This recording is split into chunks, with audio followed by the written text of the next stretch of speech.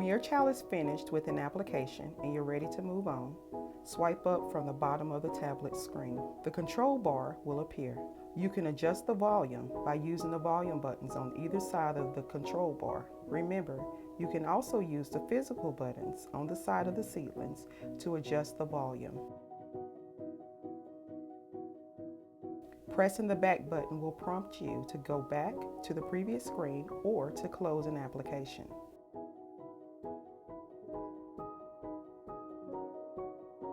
Pressing the home button will take you back to the home screen where you can choose another application. Pressing the application switcher will let you switch to recently used applications that have not been closed. Remember, your seedling will turn off automatically after several seconds of inactivity. If you have any questions, turn your seedling over and scan the QR code for parent resources, helpful hints, and more.